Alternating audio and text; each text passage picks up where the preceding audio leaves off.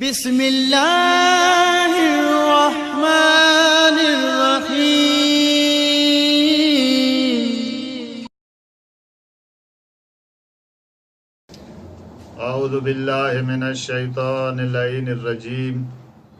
बिस्मिल्लाहिर्रहमानिर्रहीम। अल्हम्दु लिअहलिहि वस्सलातु वस्सलामु अला अहलिहा। अम्मा बअदु फ़क़द क़ाल अल्लाहु सुब्हानहु व तआला फ़ी क़ुरआनिल करीम व हुवा अस्दक़ुस सादिक़ीन। बिस्मिल्लाहिर्रहमानिर्रहीम। वक़ज़ा रब्बुका अल्ला तअबुदू इल्ला इय्याहु व बिल वालिदैनि इहसाना। नाज़रीन मोहतरम व सामीन मोहतरम, अस्सलामु अलैकुम व रहमतुल्लाहि व बरकातुहू। नाज़रीन, एहतराम वालिदैन जे मौज़ू ते ही असांजी चौथी निशस्त आहे। इन खां पहिरियां असां जूं टे निशस्तूं इन मौज़ू ते, जेको मौज़ू एहतराम वालिदैन आहे, गुज़री चुकियूं आहिनि। उन्हनि में कोशिशि कईसीं त असां अक़वाल मासूमीन ऐं ख़ालिक़ अकबर जे पाक किताब मां आयात इलाहिया खे बयानु करे अव्हां नाज़रीन जे हवाले कयोसीं। अॼु बि हिन निशस्त में एहतराम वालिदैन जे हिकु नमूने खे सम्झण जे लाइ अव्हां जे साम्हूं इमाम ज़ैनुल आबिदीन, इमाम सैयद साजिदीन जी हिकु रिवायत मां असां जे लाइ काफ़ी दर्स आहे एहतराम वालिदैन जे लाइ, जो इमाम ज़ैनुल आबिदीन अलैहिस्सलातु वस्सलाम जे लाइ रिवायत में मिले थो त इमाम सज्जाद पंहिंजी पालण वारी माउ सां गॾु दस्तरख़ान ते मानी न खाईंदो हो। यानी हिकु ई दस्तरख़ान लॻे त इमाम ज़ैनुल आबिदीन पंहिंजी पालण वारी वालिदा सां गॾु दस्तरख़ान ते मानी न खाईंदो हो।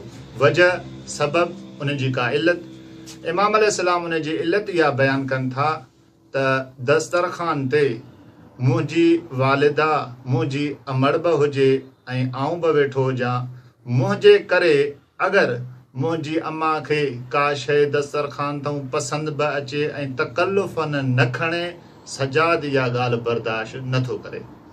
ॿी इल्लत इहा आहे त इमाम फरमाइनि था दस्तरख़ान ते अगरि का शइ पई आहे ऐं मुंहिंजी बि तमन्ना आहे त इहा खणा ऐं मुंहिंजी अमड़ जी बि इहा तमन्ना आहे त उहा खणे, पर अमड़ मुंहिंजे करे हथु न वधाए, मां हथु वधाए वञा, मां सजाद बर्दाश्त नथो कयां। इन रिवायत मां बि असांखे इहो दर्स मिले थो त जॾहिं सैयद साजिदीन ज़ैनुल आबिदीन दस्तरख़ान ते वेहण जे लाइ बि पंहिंजी वालिदा जो एतिरे एहतराम जो क़ाइल आहे त असांखे कम अज़ कम पंहिंजे वालिदा ऐं पंहिंजे वालिद जो हदल इम्कान एहतराम करणु घुरिजे। छो एहतराम करणु घुरिजे? इमाम जाफ़र सादिक़ अलैहिस्सलातु वस्सलाम खां पुछा कई वई, मौला अफ़ज़ल अमाल कहिड़ो आहे? त इमाम अलैहिस्सलाम, इमाम मासूम इब्न मासूम, सादिक़ इब्न सादिक़, इमाम फरमाइनि था बहितरीन ऐं अफ़ज़ल अमाल इहो आहे त वक़्त ते नमाज़ पढ़ो, नमाज़ जो वक़्तु थियो, नमाज़ खे अंजाम ॾियो, उन खां बाद में तव्हां पीउ ऐं माउ सां नेकी कयो ऐं अल्लाह जी राह में जिहाद कयो। याने मासूम जी निगाह में वालिदैन जो एहतराम अफ़ज़ल आमाल आहे, अफ़ज़ल तरीन आमाल आहे पीउ माउ जो एहतराम करणु, इज़त करणु। ऐं असांजे मुआशिरे में जेका अॼुकल्ह राइज थी चुकी आहे त नौजवान, असांजो दोस्त पंहिंजे पीउ ऐं माउ सां, ख़ुसूसन पंहिंजे पीउ सां ईअं थो ॻाल्हाए, ईअं उन जे कुल्हे ते हथु रखे थो। अगरि उन खां पुछा कई थी वञे, दोस्त ही अदब अख़लाक जे ख़िलाफ़ आहे, त उहो शख़्स चए थो न असां त पाण में दोस्त आहियूं, न तुंहिंजो हू पीउ आहे, हुन जी इताअत तो ते वाजिबु आहे। ऐं क़ुरान मजीद में अल्लाह साईं वालिदैन जी इताअत खे फ़र्ज़ कयो आहे। इंशाअल्लाह आईंदा जेका निशस्त ईंदी मां आयत उहा रखंदुसि जंहिंमें अल्लाह वालिदैन जी इताअत खे फ़र्ज़ु कयो आहे।